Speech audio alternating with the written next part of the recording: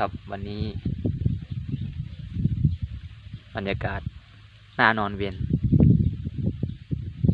อยู่ในข้างสระรอบคลองมีธรรมชาติอยู่รอบด้านต้นไม้เย็นดีครับเย็นดีอากาศสดชื่นเนาะ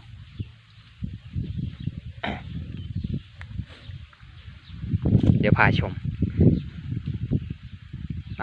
เดี๋ยวพาชมมีอะไรบ้าง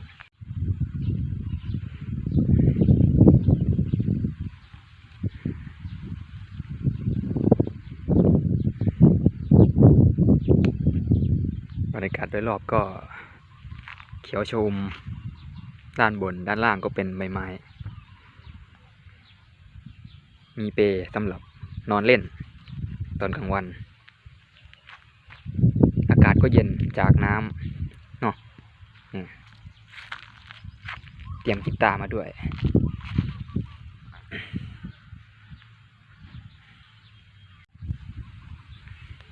อาจจะรกหน่อยแต่ว่าเป็นธรรมชาติดี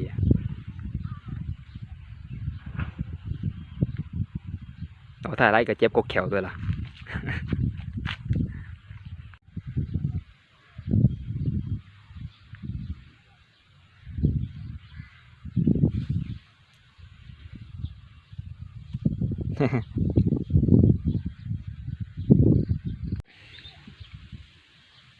ชิวๆครับชิวๆกล้องก็ถือว่าใช้ได้อยู่เสียดายแต่คนถ่ายบ่รอวันใด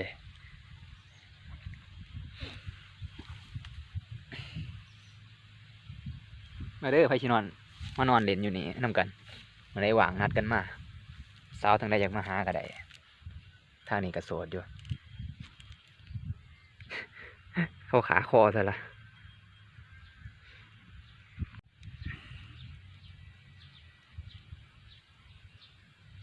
เสียงนกเสียงรถไถ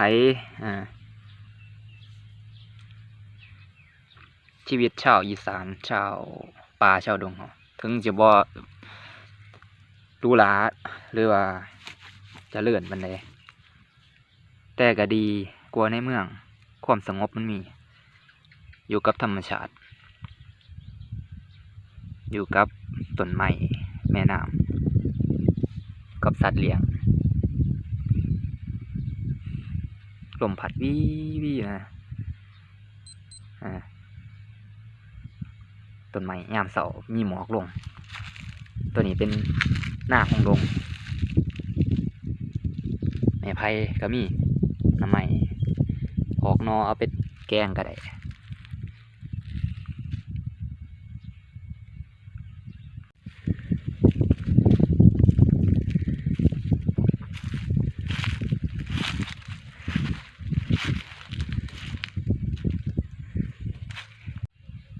ได้กีตาร์มาแล้วก็ลองสักเพลงเนาะพี่น้องเอาเพลงยังดีเนาะนี่เดี๋ยวจะลองแซมเปิลสถานที่กับเสียงดนตรีใส่ลองมึงเชิญรับชมนะบัดนี้ครับเริ่มกันเลย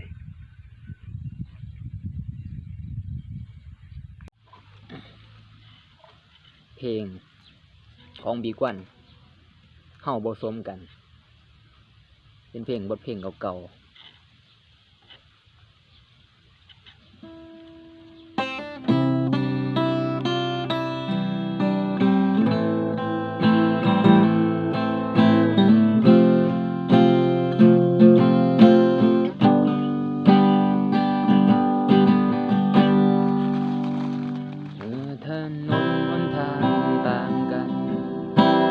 ฉันก็คงต้องจาก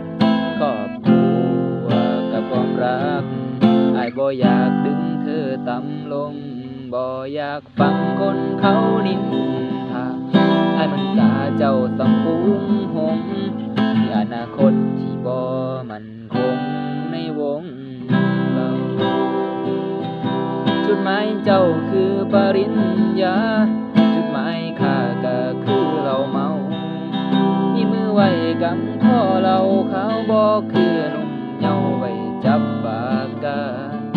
บ่อยากดึงตัวทวงดวงขอบุญดวงจงลืมอายซา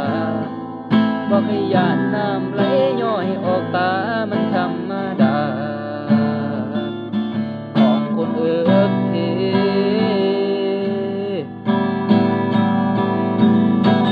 เรื่องที่มันผ่านมาถือว่าฝันบ่ไปโทษสวรรค์นรกดอกน้ำตาจะหยดปอกสิโอดเอาอายนี่มันบ่สมดมแก้มนางขอที่โตออกห่างดันทางเจ้าสัญญาของสองเฮาให้เอาเกิดยาสาดีบุญบ่เธอเบิ่งห้องหอของหน้าก็ซ้อนรอตามกรรมเอามองเลือหน้าห้างหมอลำกำคอขาวขอให้ลาไปถึงดวงดาวเฮาบ่สมกัน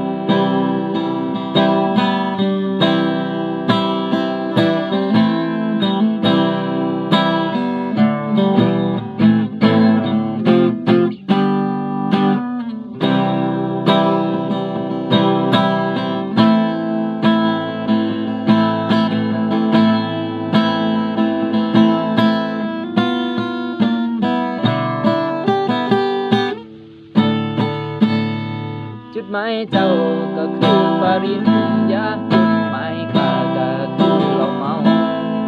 มีมือไว้กำข้อเราขาวบ่คือนมเจ้าไว้จับปากกาอ้ายบ่อยากเป็นตัวทวงดวงขอพุ่มพวงจงลืมอ้ายตาบ่เคยย่านน้ำไหลย้อยออกตามันธรรมดา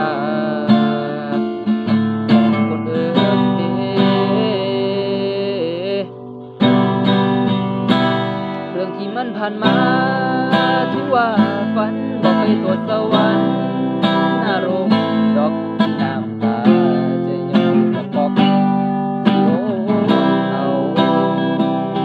อันนี้มันบ่สมดมแก้มนางขอที่โตออกห่างตั้งทางเจ้าสัญญาของสองเฮาให้เอาเกือบยาสาดีบุญบ่เธอเบิ่งห้องหอของหน้าก็ซ้อรอตามกำหนาวมองเดิมหน้าหานหมอลำกำคอขอให้ลาไปถึงดวงดาวเฮาบ่สมกัน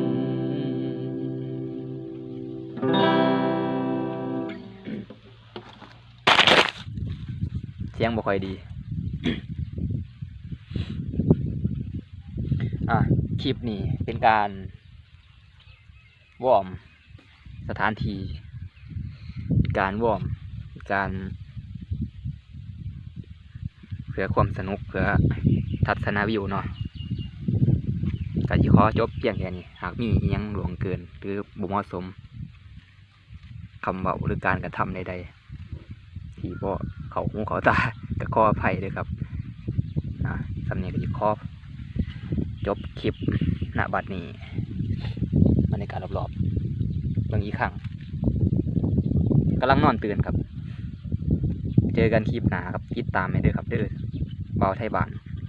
Facebook ไปแล้วครับบ๊ายบาย